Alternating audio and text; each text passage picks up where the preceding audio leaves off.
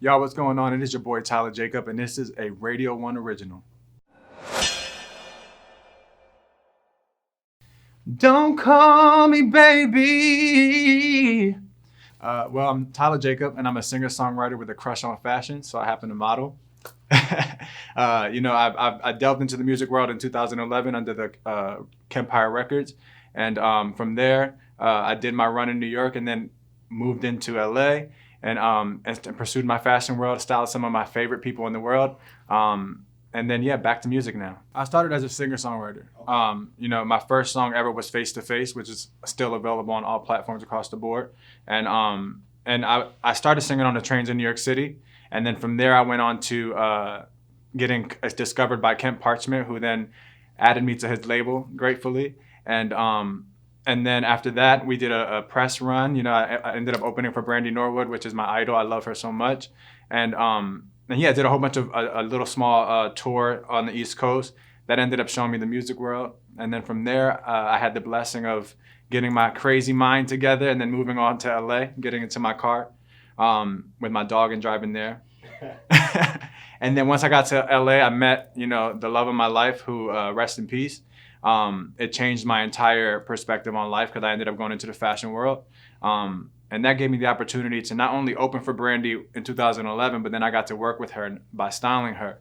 And also styling artists like Little Mama and Vogue, Shantae Moore, and people who have been in the industry for a very long time. And it opened my eyes to the fashion life. You know what I mean? I've always had a crush on fashion, but I never knew the logistics behind what it takes to put on something like that. And so, so I delved into the fashion world for a little bit. And once my fiance passed away, it opened my eyes to what my real passion is, which is music. And that's what I've been doing since 5 years old. And so that's where it brought me here today. When I met Michael Mann, he already had the passion for fashion more than I've ever seen anybody want to do fashion. And so I was in a place financially where I was able to open that door for him. You know what I mean? He ended up starting with one of a basketball wife, Drea Michelle. I had the opportunity to take someone who people perceived as a basketball wife and then take her to Vogue, take her to a fashion icon, you know what I mean? And so doing that opened the door to all the other celebrities that say, hey, if you could take a celebrity from Basketball Wives and make her a fashion icon, then that is going to allow you to, to work with us. From there, we ended up working with Little Mama. And we did a great run with her where a lot of people took notice of her transformation. And that ended up giving notoriety to Brandy, opening the door for Brandy. And once Brandy happened, you know what I mean? It was just a run of different celebrities who came in and joined on the bandwagon.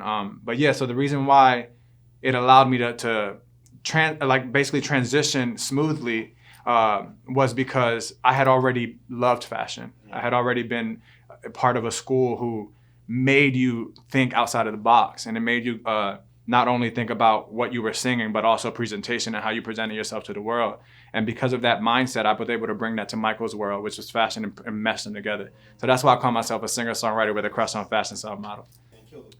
I would always say be yourself. And so when you look at something, don't just look at it as a piece of clothing.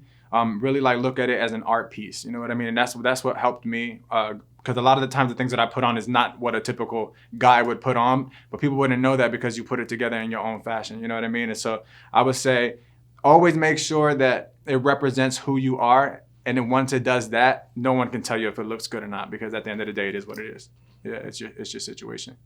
But if you want to be on the logistical side, of course, make sure that you have everything be nice and pressed, and neat and clean. And outside of that, you can mix prints with prints. You can do solids on solids. You can do a whole bunch of different stuff in fashion. So does matching matter anymore? I don't think, in my opinion, matching never mattered. You know what I mean? Because it's things that complement each other. You know what I mean? Like, for example, you can put on a plaid pant with a houndstooth blazer and it'll still look fly because of the way that you carry it. You know what I mean?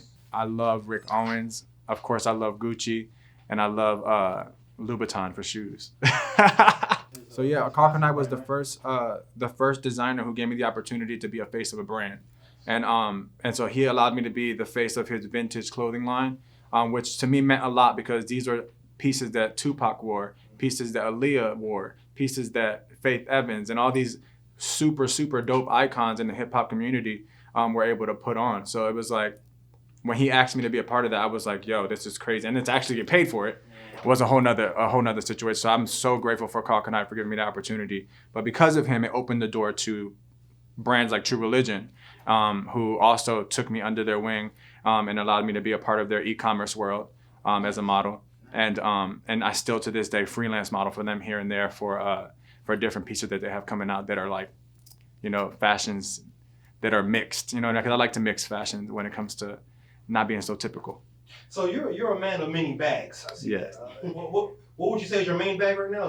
Yes, like I said, I'm a singer songwriter at the end of the day, and I think that when you're an actual artist, an artist entails being able to not only vocalize what you want to do, but also put the look on as well. And so I appreciate that God gave me the opportunity to be a part of the BTS world at some point, because I'm able to now look at it and be able to produce a shoot. I'm able to get people together who hair, makeup, photographers, and know what it takes to make sure something looks the way it's supposed to, rather than just taking a phone and, you know what I mean, and just doing it on a whim. Even though that is nowadays with the iPhone, you can do a lot of stuff with the iPhone. For me is that when I write and I style myself, I'm digging for a reference. You know what I mean? I want to know what it means to me deep, and I want to know like why I'm doing it. I'm a student and I'm a forever learner. I love to learn.